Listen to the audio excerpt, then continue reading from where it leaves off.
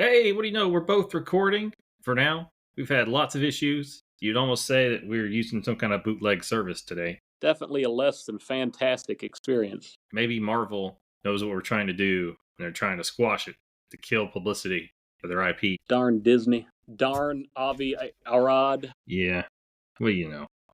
Well, today we are looking at the Fantastic Four from 1994, an unreleased film by Roger Corman and Bernd Eichinger, Itchy Finger, something like that. He's German. Yeah, he ain't listening to our podcast. He dead now. Oh, yeah. Well, that makes sense, too. And this is a kind of a cult classic kind of movie. Lots of controversy. More people have probably seen this movie, or at least know about the movie, than if it had gotten a true release. And I'll stand by my earlier statement. Despite whatever the budget on this movie was, whatever the budget on Captain America 1990, I would have kept Captain America in the can and found a way to get this to the public. Yeah. So the budget for this movie is officially $1 million, though it was supposed to be 1.5. A little unclear. Itchy Fingers production company, Constantine Film, put up $750,000. Corman was supposed to put up to $750,000 as well. It seems likely that he put up about a third of that, and it was originally going to be distributed by New Horizons Pictures, which, as we talked about earlier, we have seen before, but we can't quite place our finger on it. We'd think it was one of these earlier Marvel flicks. So I may actually be thinking of Godzilla 1985 now that I think about it. Ooh, you might. But anyways, this was a very quick-to-film affair. They filmed it in about 21, 25 days, somewhere around that. And then they were in post-production for a long time. And the left hand didn't know what the right hand was doing.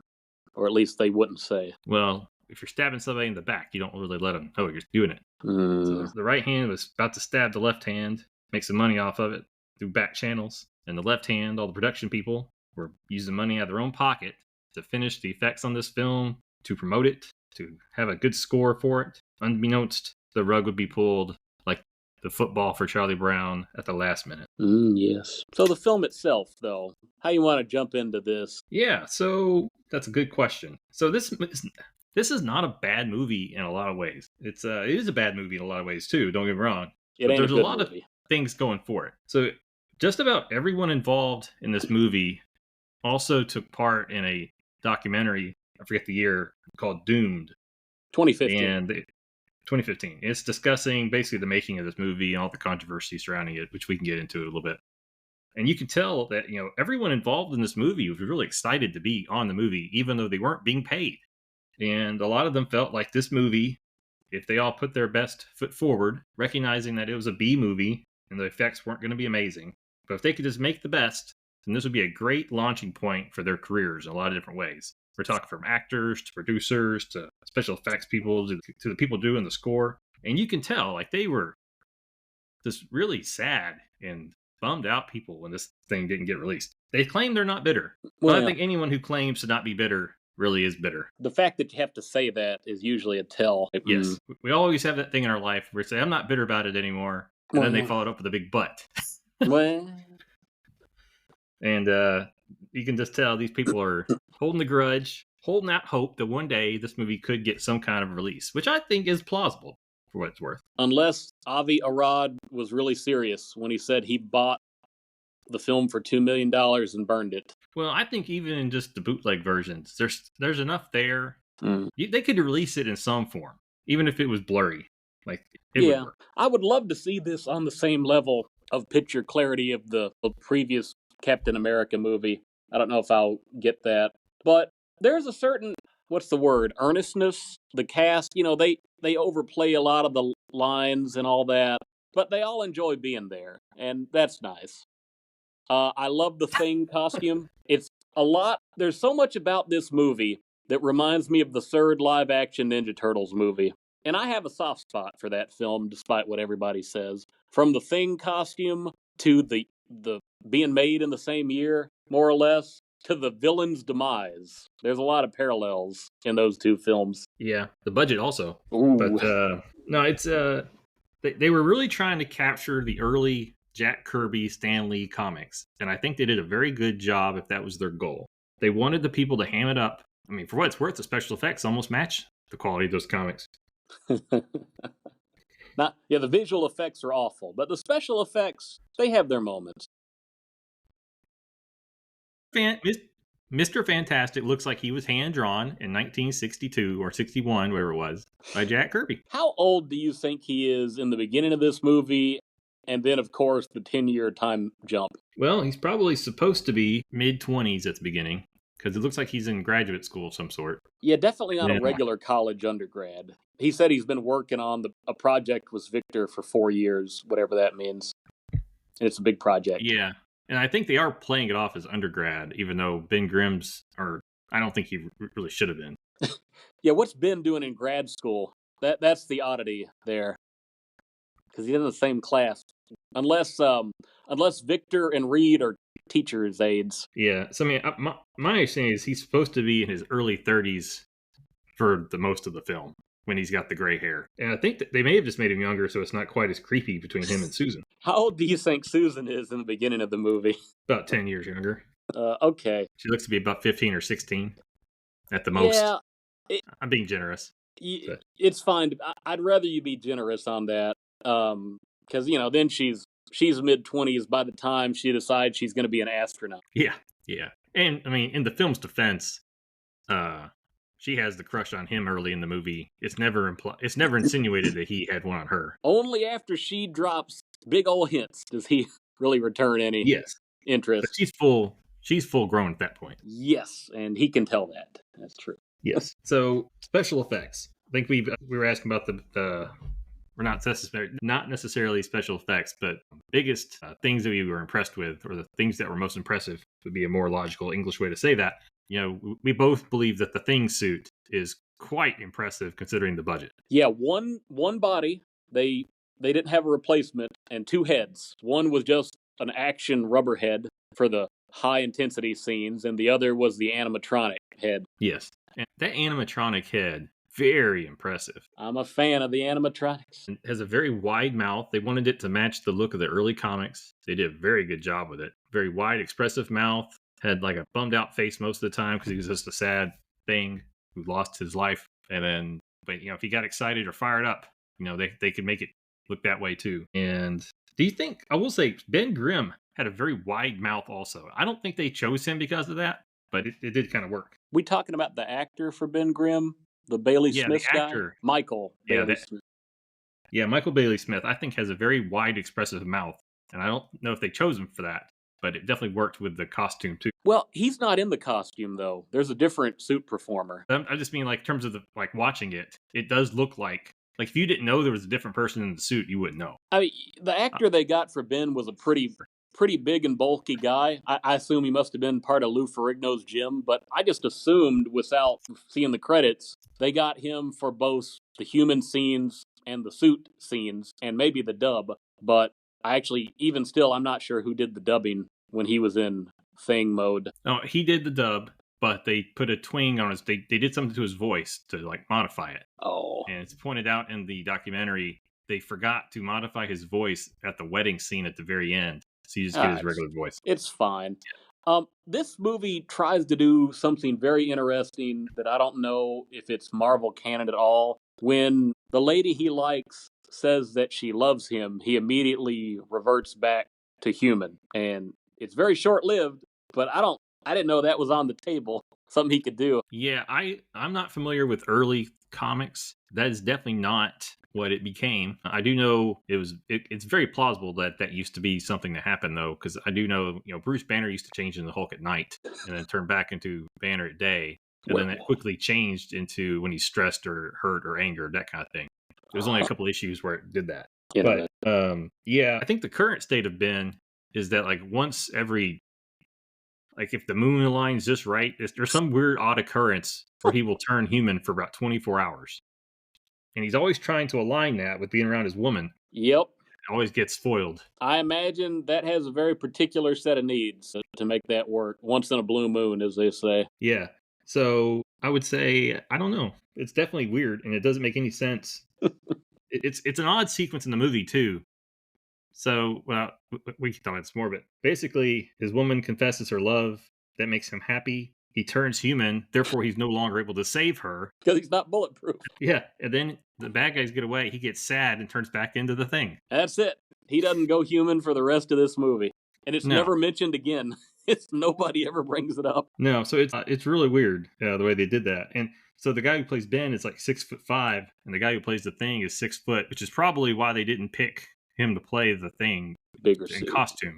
Yep. So when they did the reversion, they had a very weird special effect. Otherwise, the Thing would have grown. Bad posture.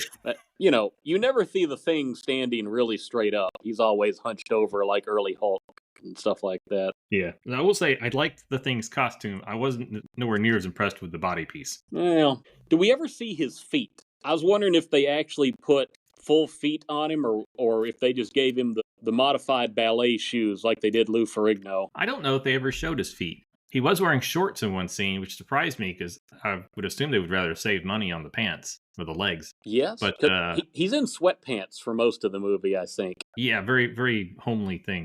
And then he gets a Speedo, I guess because Susan Storm made it for him. What a odd choice. Maybe he just took his pants off. Maybe he had blue tighty whities. Oh, well, okay. Yeah, sure. Might have stretched around the waist, but I don't Hulk know. made it happen. Yeah. No, it would have been perfect to have Hulk style, as in Lou Ferrigno style pants. I don't know why they just didn't go that route. Mm. But yeah, I don't recall if they ever showed his feet. So what do you think of the special effects for Susan Storm, the Invisible Woman? It's that classic Bewitched style where you freeze the camera, you tell him to do a pose, and then you tell him to step out of the shot, and then maybe you tell him to step back into the shot. There ain't much to it. And I feel like this movie cheats a little bit by making invisibility into pragmatic teleportation. Because just some of the things, it's trying to make you believe she ducked, and the bad guys shot each other or hit each other. But it really seems to come close to teleportation. Yeah, and they didn't really time it quite right. So in the scene in question, she's between two goons with guns, and she goes invisible and allegedly ducks while they shoot each other. But they didn't really wait long enough for her to duck. No. It's more like as soon as, like, almost the shots are fired as she's going invisible. Now, when she revisibilizes, they do have her squatted, and she stands up. So they were going for that, but they didn't time it right, and they basically filmed every scene one time. So there was no going back, and they would have had to redo the whole scene, and they probably didn't have the set built anymore. So I know Marvel gradually built up Susan Storm's powers as she got more confident in herself and dealt with her inner demons. They did in this movie, too. But she doesn't have any force fields in this movie. That's not true. Oh. That's what I'm referring to. She had a force field in that same fight scene. Really? Yeah. I don't remember it. That one. She used it as she basically threw it at someone. She didn't, let me rephrase that. She didn't use it as a force field as much as she used it as a weapon, like a cap shield. Well, it was lost on me, I suppose. I've been too traumatized by bad special effects of shield throws. I guess I just couldn't take any more. But yeah, it was the only time she did it in the movie, and they didn't explain it. They didn't explain it at all, for its worth. Never mentioned again. Now, what do you think of the Human Torch? I was thinking, it's kind of weird. We got to the very end of this movie, last 5 minutes, and all he had done was just pyro effects out of his hands. And I said, that's kind of, I guess they just didn't have the budget to make him go full flame on. And then he did, and I wish they hadn't. Yeah, I'm sure that they were feeling a lot of internal pressure to do justice to Johnny Storm and to have him do a full flame on moment. And they may not even have known how good or bad the effect was going to be, I'd say, until they had the premiere, but they never had a premiere. So it makes you wonder if any of them if Johnny Storm even knew what he looked like in fire form until he saw a bootleg. To be fair, when we talk about doing justice to Johnny Storm, we're in 2024. They still haven't done justice to Johnny Storm in any movie. They gave him Christopher Evans. They gave him Michael B. Jordan. Justice was done in Deadpool. The fact that that's his career highlight on film should tell you something. Now, he was in the Spider-Man cartoon, Spider-Man, His Amazing Friends. That's a different world. Yes, he did get a cartoon show, and then he got a few more bad cartoon shows, but because he was in the Spider-Man show, he didn't get to be in the Filmation Fantastic Four cartoon. He got replaced. Quite ironic. He got replaced by a robot named Herbie. Well, maybe they should have replaced him with Herbie in this movie. Ooh, I like it. That Susan Storm would have grown up in her boarding house with a little robot that she pretended was her brother. I like it. Maybe she It could have been the NES robot, Yeah. and she could have brought it on the spaceship, and it could have come to life. Speaking of video games, what'd you think of that video game scene of that Missile Command knockoff from supposedly the mid 80s, whatever that was? I'm curious as to how they did that, because it was very obviously not a video game. No, especially not for the 80s. It looked like a cartoon that they were just reacting to, and I don't know exactly how they did that or what they stole that from.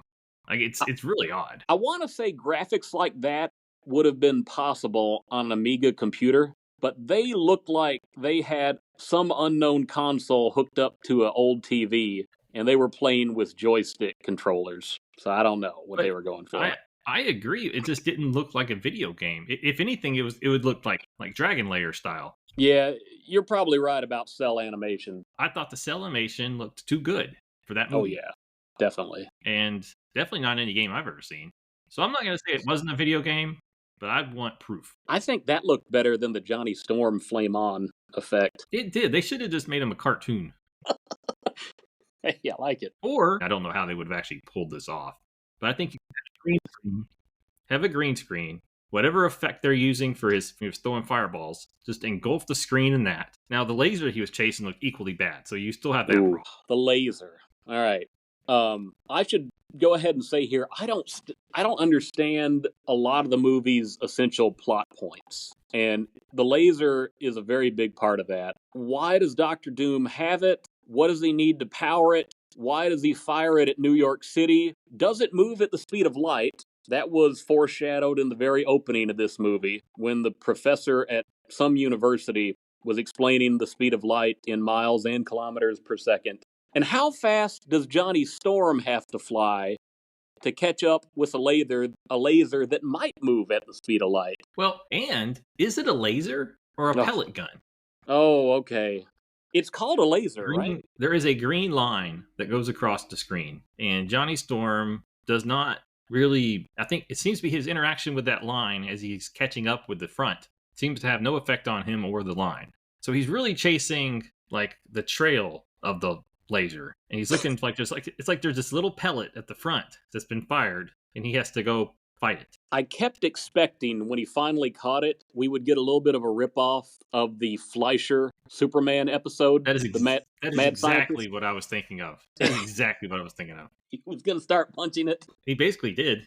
Well, not near as gracefully. No, that scene, that was the first thing I thought of was the Mad Scientist. I think that was what it was called. But yeah, they could have done with a little less Johnny Storm, which they tried to. It's just a shame that the final climactic scene is him.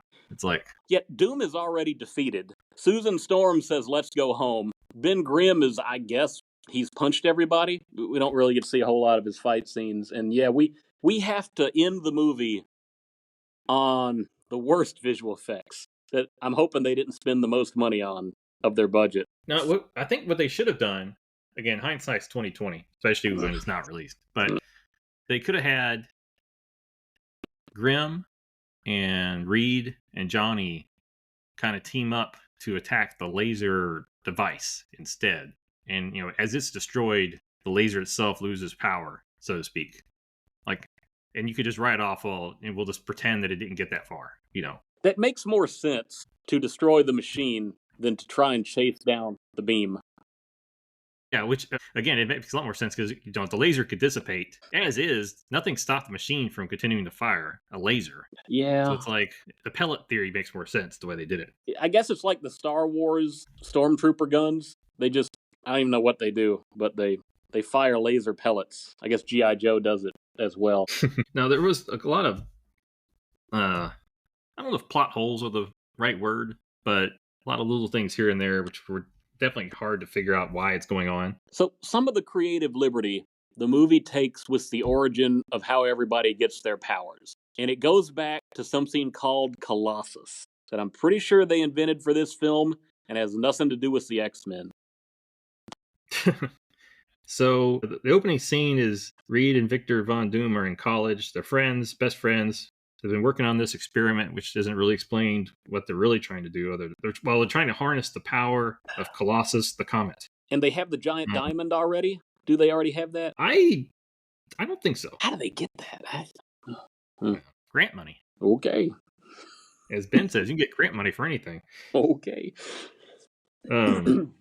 And I mean, this seems to be a monumental event. Everyone's got their Happens every 10 years, it sounds like. everybody's got their eclipse glasses going to look out at it, and they're in this, what's the word for it? A This lab, I planetarium? guess.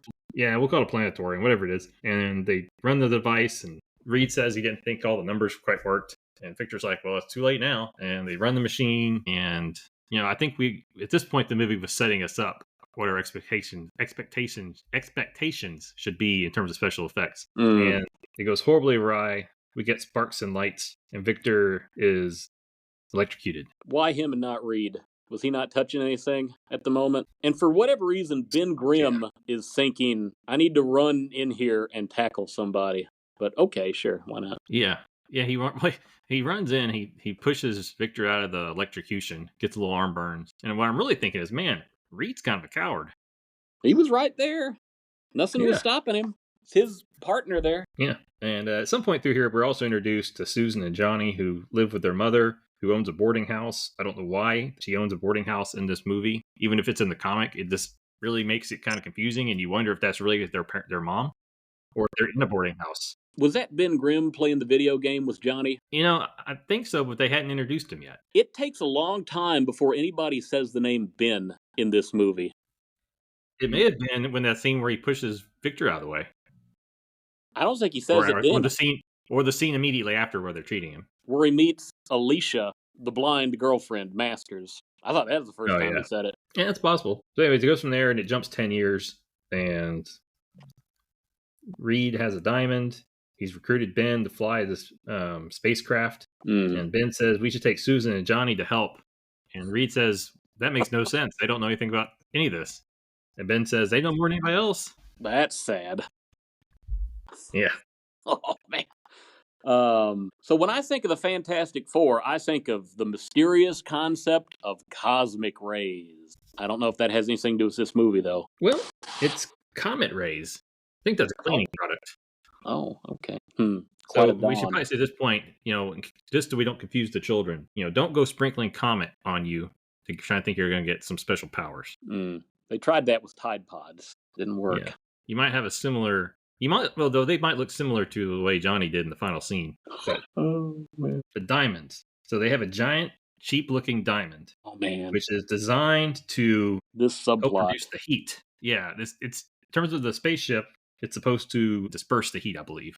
That was my understanding. And as a result of the heat being displaced, they wouldn't be exposed to radiation. I'm not sure if that's completely accurate. It's close enough. Nothing wrong with a magic crystal when superheroes are concerned. So they kind of introduce something unnecessary, or they make it more complicated than it should be. We get our crossover with Warwick Davis and the Leprechaun. Yeah. Well, I guess, honestly, before we get to that, we need to back up and say the Victor's not really dead. Oh. 2 random people with accents come and they tell everyone that he died. In reality, they just take the body away and do, I guess, weird things to it. I don't really understand, but he's not actually dead. But when he's semi-conscious and in the hospital, they already referred to him as their master. And I don't understand any of the relationship between Doom and his 2 henchmen. And he has other henchmen, but these are his 2 normal henchmen. His Bulk and Scully, or Bulk and Skull, whatever we want to invent. Thing 1 and Thing 2. Yeah, Hip and Hop, Iggy and Lemmy. Anyways, they do not even attempt to explain how Victor was secretly an evil overlord king person prior to him just becoming that. Does he have any powers? I wasn't sure. I'm trying to remember if he used any rays out of his hands. I can't recall off the top of my head. But even then, that could have been a feature of the suit, not necessarily a power that he gained through Colossus. I'd like to think that he has a power of some sort, but he does seem pretty determined to steal theirs. Obviously, he wants more, sure. Yeah, unclear. They ran out of money. Where do you think he lives in this movie? He does have a castle. Where is it, though? I think that he is basically in Latveria. Never called that, but he's the master. No, and they may not have had the rights to it. Oh, surely. A la why we have the jeweler instead of the mole man. It's the Leprechaun. He ain't the jeweler. I don't even think there's a Marvel Comics page for the jeweler. This is a Leprechaun crossover. Oh, man, that subplot there were points in this movie I wasn't sure who the main villain was going to be. Is it Doom or is it the Leprechaun? Well, if it hadn't been Doom, that would have been even worse. I will say that. So the Leprechaun did look better. So the Leprechaun has a crush on the blind Alicia Masters, who works in whatever museum holds his diamond, which also holds, I guess, Reed's lab. I don't even understand. Oh, Too many cabinets in this building. And Victor Von Doom apparently has better security camera footage on the Baxter building, assuming they're in the Baxter building, than Reed does. Yes, and Doom is tracking via his two henchmen, whatever we want to call them, Thing 1, Thing 2, Ding and One Dong. of them, I think, was credited as Weasel in the movie. I don't know the other one. Yeah, so they're tracking him. At the same time, the jeweler is admiring her and talking about getting it. Because he has his own henchman, his little mutant underworld or whatever he's got. So the two goons come to the building to steal it, and they see that the Leprechaun is already in the building. So Doom says, let's let this play out. I get later on they did connect a few dots where Doom gets hold of the diamond. So it's never really explained why he needed it. Maybe it was for the laser, I don't know. But it seemed unnecessary to have Doom care about this diamond at all. Doom wanted to remove the diamond so that Reed Richards and crew would die on the space flight.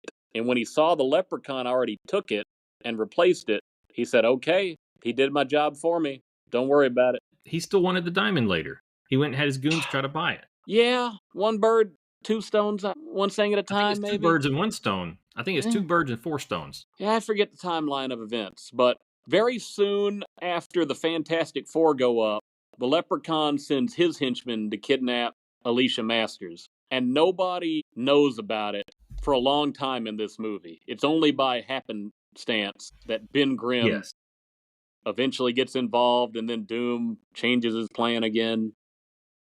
Yeah. So what'd you think of the Leprechaun's fancy footwork and get through the little laser field to get to the diamond? Well, obviously, how else could he do that unless he was the magical leprechaun who's always looking to kidnap a human woman and force her into an unnatural marriage union?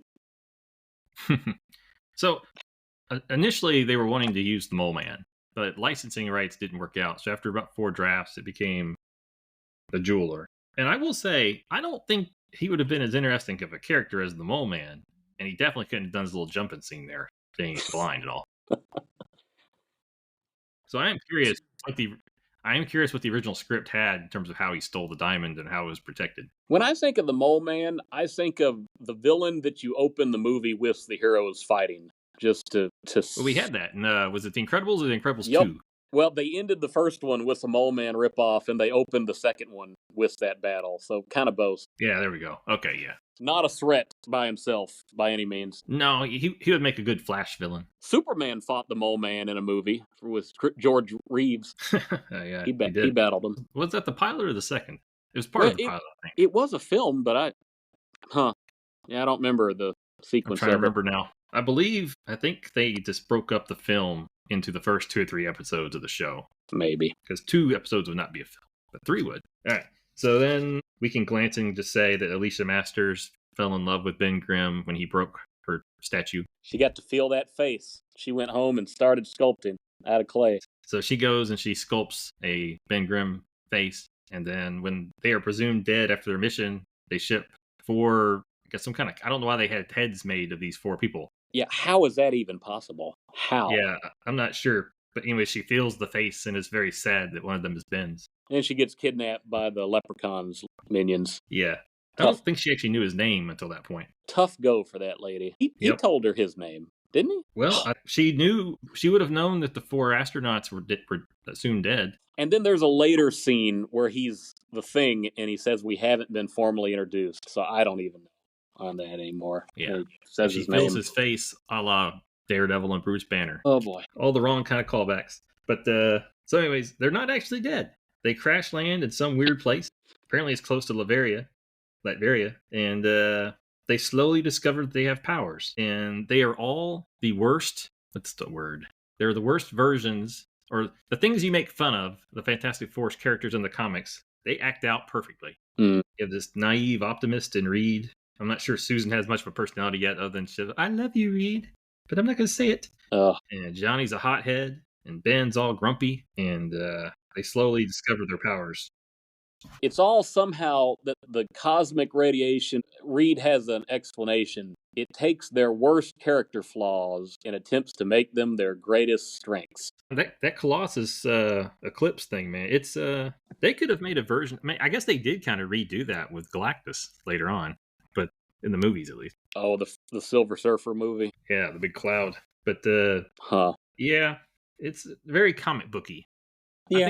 I think I sent you a text. Basically, this movie's dialogue was ripped right off of Stan Lee comics. Like, it is very simplistic. They use words to explain what their thoughts would be. It works for 1963 comic books. Special effects look like Jack Kirby art, but it just doesn't translate all that great in 1994. Maybe that's why Stan Lee turned heel on this movie so quickly, because it reminded him too much of his early stuff. Well, Stan Lee always wrote, like, even when he came back and did writing. They said he brought donuts. They said he brought donuts in one day to the set. Somebody said that. I wonder if Avi paid for him. Mm.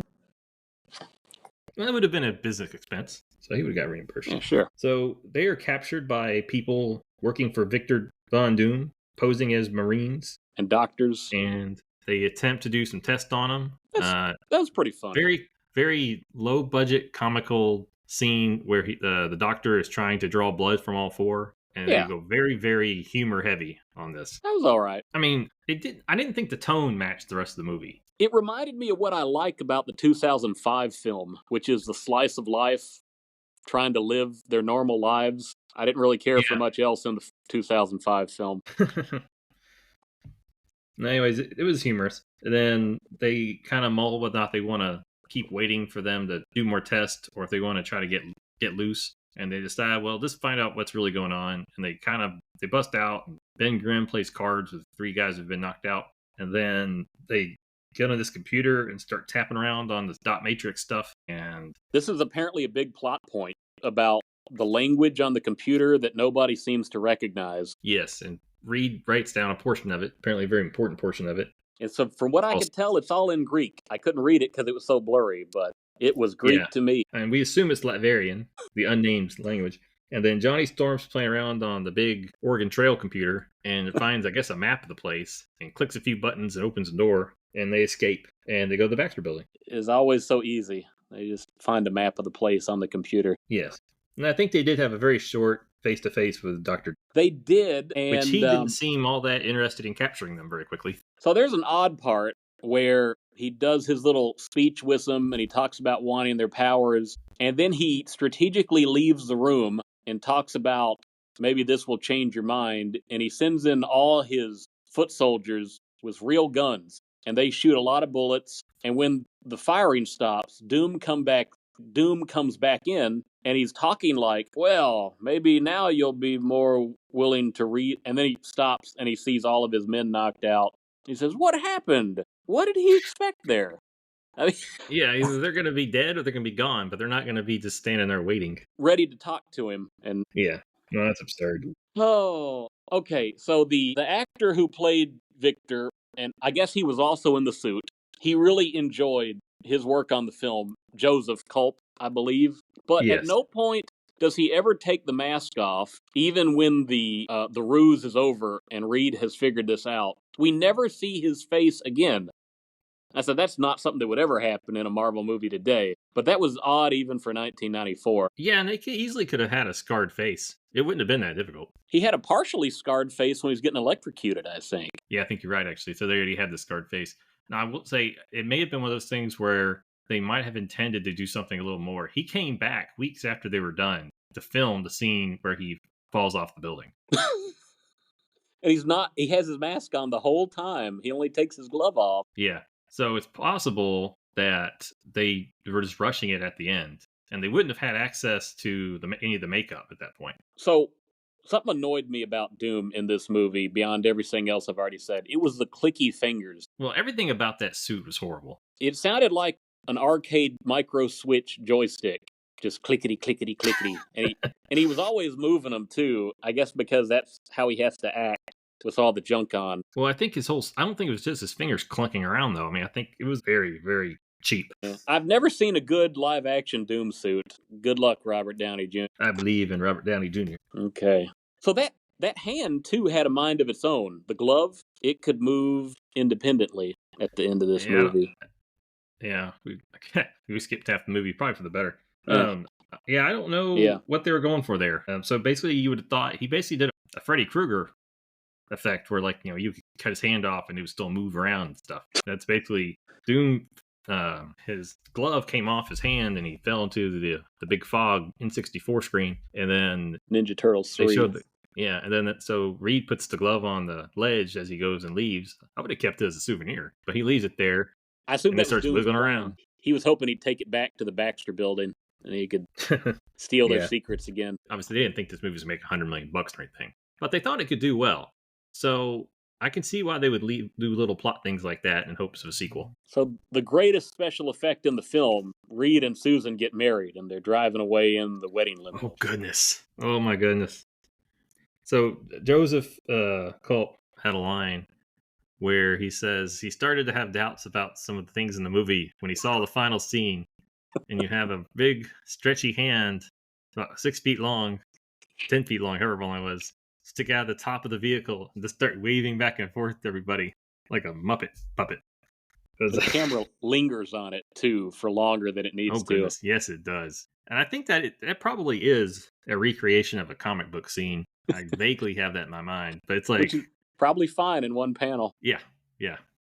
It was the worst. Like, they ended on the most ridiculous looking scene, and they had gone out of their way to try to make the Mr. Fantastic look a little bit less ridiculous whenever he stretched his arms and stuff out. Like, they did it in a very roundabout way to acknowledge what it's going on, but not to linger and not to show like where it's coming from. Like, they worked really hard, and then they just throw it all out the window at that final scene with the big waving hand. And I guess another unfortunate thing about how rushed this movie was the dubbing, especially on Doom, because the actor was more than happy to redub anything. I guess to this day he'd be happy to do it. But it sounds like what Bane probably sounded like initially in Dark Knight Rises, that nobody could understand what the words coming out of his mouth. Yeah, well, in some scenes, again, in some of the scenes, it's very clear, and maybe he did redub some of those things. I think he did actually, but the director or whoever it was specifically liked the way his voice sounded inside the mask and didn't want it redubbed. So it looks like he's, garbling marbles. And yeah, he has a petition that he's formed on change.com to get this movie released. Good for him. He's definitely the most butthurt, I think. Well, Reed Richards is pretty butthurt too. When you think about it, this movie gave more respect to their Dr. Doom actor than George Lucas gave David Prowse, because not only do we get to see the guy in the suit, we get to hear his voice, and we get to see his real face when he's not in costume. And it might have been budget related, but they definitely did it. So I can't recall if we talked about it on this cut or the one that was sabotaged by Marvel, but David and Eric Wurst were the composers for this movie, and in order to use this as a launching board for their career, they contributed $6,000 of their own money so they could get a 48-piece orchestra for the soundtrack. That's pretty cool. And it does sound pretty good. There's one theme that they play it different ways, orchestrally, just whatever the mood is. My only complaint, I don't think I like it all that much. Not that it's bad, it's just, it reminds me of video game menu settings music, which is perfectly fine for going through a menu, but maybe not the theme you want to hear at the biggest important moment in the movie. Well, I agree with all that. I just mean for $1 million budget film to squeeze in a 48-piece orchestra, that's commitment. Again, they all wanted this thing to do well and to launch their careers. Yep, that's true. Got to respect that. And the version I watched, we have a potentially unlicensed use of AC/DC's Thunderstruck at the end. Maybe it's just the YouTube upload I saw. Yeah, I know that basically at this point there's bootlegs floating around. So I suppose at some point someone added that because they didn't like their video game MIDI music. But yeah. What do you remember about how does this leak even exist? The fact that we even have a bootleg, was there something in the documentary about the director saying that he went to somebody at one point to get a copy made? Yeah, so at some point, and I don't know if it was, maybe it's for the marketing purposes, but they took a master copy to basically some mom and pop shop, place that copies tapes basically, and he asked for a copy or 2 copies. And he believes that the reason this movie got leaked later on was because whoever made that tape went to business for themselves when they saw it was the Fantastic Four and made themselves a copy of this movie. And then later, once it was canceled and Marvel confiscated every single bit of film, that they released it to the world. Something to be said for piracy in certain situations. It all worked out, but not for the right reasons. Yeah, and I'm sure Because it for a was theft, while if that's what people happened. people were likely making a lot of money off under the table convention sales of, unlicensed bootlegs. But hey, if you put it out there, I So feel like, Stan Lee, yeah.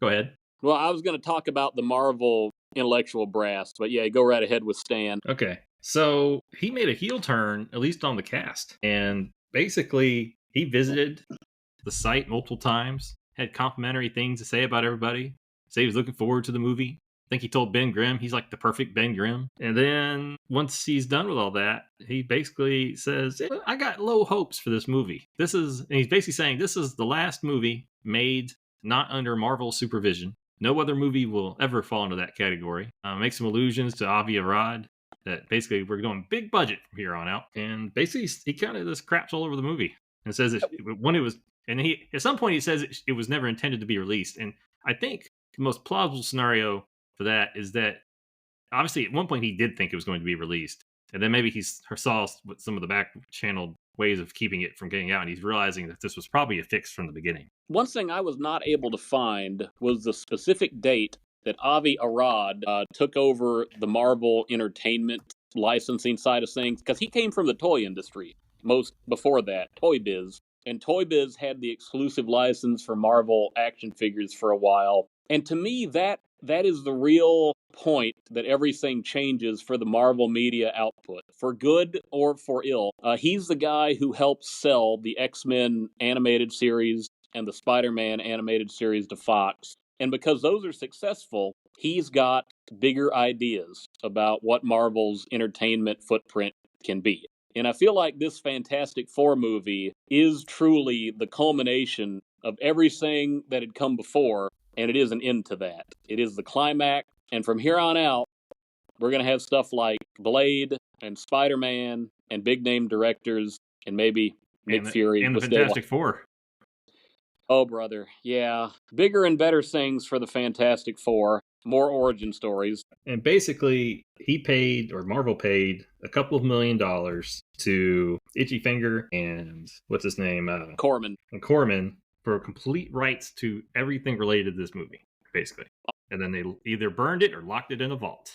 Yeah. And even the people working on the film, they wanted proof that they had worked on a film, basically, for future work. And they went and basically broke into a warehouse trying to find original roles, and they'd already been gone. Yeah. They'd moved them. I guess when you're giving out $2 million, I guess they can work fast when it comes to that stuff. Yeah. So there's controversy whether or not the movie was ever supposed to be released. The documentary doesn't really clear up too much, just because key people aren't on it. But I mean, it's very clear Corman intended to release a movie of some sort. The bigger question is, at what point did it become clear that certain people knew that it wasn't going to be released? Mm-hmm. Because there's definitely a clear divide. It looks like very shortly after it's the wrapping up the filming, and once they start special effects, that they've already putting the brakes on things. It's unclear why.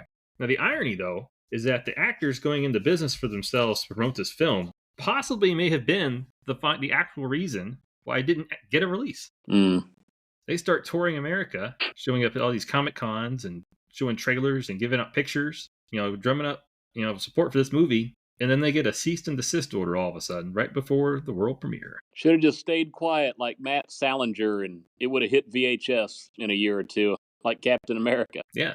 I mean, it may have actually hit some theaters, but it's a little unclear. This movie never belonged in theaters, in my opinion. Well, it may have deserved a short run in select theaters, because again, the budget was only $1 million. Yeah. Let's try to recoup that and then get it released on DVD or VHS tape at the time, I suppose. Mm-hmm. But old Itchy Finger went into business for himself at some point. Again, I can't recall if this was our previous attempt, but Itchy Finger. If I can get my dates right. So in 1983, he met with Marvel Comics' Stan Lee He's a German producer, by the way, and wanted to explore the options of getting the rights to the Fantastic Four movie. It took a few years, but his production company Constantine Film got it for probably around $250,000. Mm. But he had a deadline where Marvel would not give him an extension on because of their plans for the IP. So therefore, he started, in order to retain his option on the Fantastic Four, we got this $1 million disaster. And ultimately, he got his money back from Avi. He got to retain the rights in some ways, and I think he was connected to the Fox movie. Huh. I didn't know he got a credit on that, but it's interesting. Yeah. So here we go. Yeah, it says here his company began production in 2004 of the Fantastic Four, which was released by 20th Century Fox. I guess Fox distributed it, but they didn't produce it. So he did make, via this $1 million unreleased film, he ended up making a $90 million one, and a $130 million sequel, both of which are worse than this movie. Yeah, given the choice, I might watch this one. It's only an hour and a half. I'd love to see it in the best possible quality. I'd probably pick it over the other two, and probably definitely over that. What do we even want to call it? Like the 2015 or 2017 had Michael B. Jordan in it. Yeah, didn't watch it. But yeah, it's ironic that the best Fantastic Four adaptation is the one that didn't get released. I mean, I don't know why it's so hard to make a Fantastic Four movie, but they need to get away from the origin stories. No more origins. They've tried to make the same movie at least 3 times, more or less. Yeah. Like X-Men and the Dark Phoenix saga. Yeah. Though all of those are still better than any of these. I'll give you that. So one other little interesting tidbit that was in the documentary was that the studio they filmed this in was condemned. Literally condemned. Oh, man. And they had a cat named Lucy who was their pest control. Yeah, apparently it was even on one of the doors. Like, this building should be vacated. If it's a condemned building, you have to have it posted. Yeah. Usually they post it on the outside, not the inside of the doors. That's true. Make this movie at your own risk. They said they reused the sets from Dinosaur, Carnosaur. Yeah, I think that's right. And they showed a few of them. It looks fine, in my opinion, for whatever you think it's supposed to look like. Doom's Castle or Baxter Building. I wonder if the people who watched Carnosaur would recognize it. All 30 of them. I want to go watch Carnosaur now. Kind of want to, too. Yeah. I wonder if he made a Transformer ripoff. Surely. Yeah, that would have been 2007? Or did that come earlier? I don't know. I feel like that movie's been out forever now. It's just, I don't know. There are definitely enough Transformer ripoffs out there, but I don't know if Corman was ever involved. Yeah. So I will say, in defense of Stan Lee and Marvel and Avi, that everything they did was the right thing to do for them. Yeah, that's true. The only thing you could say that is just unfair is that now that it's been 20 years, assuming that the film still exists and that he wouldn't have actually destroyed it, because what would you really gain from that? Is find some way to release this movie and make your money off of it and just kind of get some goodwill with the underground market.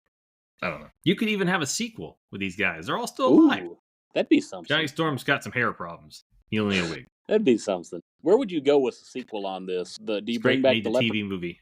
The Leprechaun comes back, or I don't know if he's still alive. Colossus is revealed to be Galactus. Goodness, can you imagine a Fantastic Four multiverse movie where they try to do like they did with Spider-Man and Batman, where you get all the versions around each other? Christopher Evans could be in it. I just don't know if that many people care about the Fantastic Four multiversal history. Maybe I'm wrong, but probably not.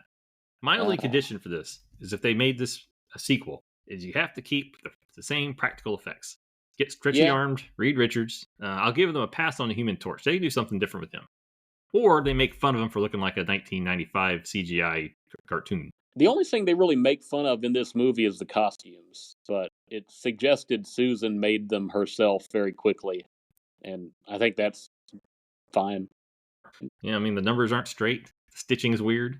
Yeah. Thing doesn't even get a costume. I always I don't know how many issues it was. It was in the 80s. The Invisible Woman's evil alter ego. What'd they call her? Malice or something?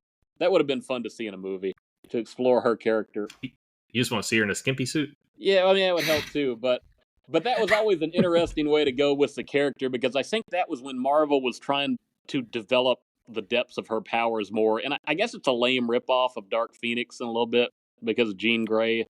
But yeah, which came first? I'm pretty sure Dark Phoenix was early 80s, right? Okay. And I was thinking the whole whatever the Fantastic Four issue was, like 84 or 5, maybe. Okay. The It's Dark close, Phoenix, though. I'm visualizing artwork, and I just feel like the Dark Phoenix artwork resembled an older time period, Yeah. which makes It me was think it's older. it was Chris Claremont, and I don't remember who was drawing the Fantastic Four. I have them all on those Get Corp DVDs legally. I wish I'd go back and look into that and see what issue was what. But Growing up, I love the artwork of Steve Ditko and Ramada, and I really wanted to be a comic book artist, and I was pretty good at their style. And then you had Rob Liefeld jumped on the scene, or Liefeld, or it's it, and McFarlane, everybody just started copying that artwork, and I couldn't draw that artwork. and Like that's I couldn't do perfectly it. respectable because they weren't using the fundamentals; they were going style. Yeah, but I had no one in my ear telling me that, so I Yeah, just thought to myself, I can't do this. no, And ultimately speaking, I've made a lot more money in my life, not going down the comic book artist path. But there is that thing. I will always have a grudge against Liefeld because he ruined like a career for me. an Speaking odd of holding time to be grudges. alive, no doubt about it. Yeah, Anyways, I just thought about that I will always hate that man, and he will never know who I am. I think to be fair, at least he admits he was the luckiest guy in the world to have the success that he did, despite his lack He's a of fraud. training. He plagiarized everything too. And then didn't they let him run Image Comics at one point? He was in like inner circle. I can't recall exactly who had what role, but yeah. And they all looked like the crazy X-Force, Yeah. everybody. Now, one guy from that group who's not remembered is he's respected because his work on the Hulk, but Dale Keown, he couldn't get anything done on time, but quality art right there. He couldn't get nothing released on time. He like lived in the woods in Canada. It's like, what are you doing all day, dude? Probably didn't have email. No, maybe that would help his. I mean, once he got away from Peter David, he just couldn't meet a deadline. Yeah, that was common of a lot of artists, and just couldn't get their stuff in. Yeah. Well, I think a lot of the problems with Image too is they were doing the writing and the drawing, and some of them even the inking. So it's like, look, man, you gotta outsource some of this stuff. Yeah, like the old Marvel machine. Just kind of crank it on through. Yep. You gotta have Stan Lee take all the credit and write all the script and not do any of the work. Oh dear. Is there anything left to say about this movie? I don't know. Probably anything worth saying we said on the one that didn't get recorded right. In order to review it, I feel like we have to do a 4-point scale instead of a 5. Well, I think the proper thing to do would be to come up with our review and then not release it.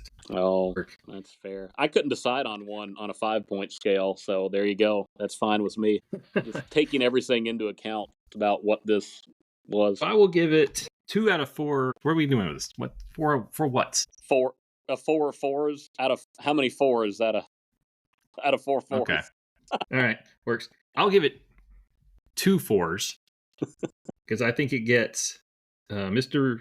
Fantastic and Thing really good, and I think it really drops the ball on Susan and Johnny. Right. If we were doing 5s, it would still get a thumbs down on Doom too. Though I do like the actor. He's earnest. I like the actor. That's true. Oh, Jim Varney would have been a nice Doom. Oh, I'd love to see Varney in a superhero movie. I guess we sort of did get one, but Slam Dunk Ernest, he was kind of a superhero. Or Ernest Goes to Jail, he had electric powers. That was his last one. Kareem Abdul-Jabbar was in it. I just always like Ernest Scared Stupid. Oh, that's a classic. That troll, man. That troll is something. Trogdor or Trantor. I think it was the jeweler, wasn't it? He was much uglier than just a leprechaun. He was slimy. All right. So that's the Fantastic Four, 1994, unreleased. Yep. All right. Well, that's been a fantastic podcast, and check us out on all of our platforms. Give us thumbs up and 5 stars if you like us, and if you don't, hey, don't waste your time with us. Excelsior! Excelsior. Eat a donut, Stan. Make mine Marvel and yours. See you guys.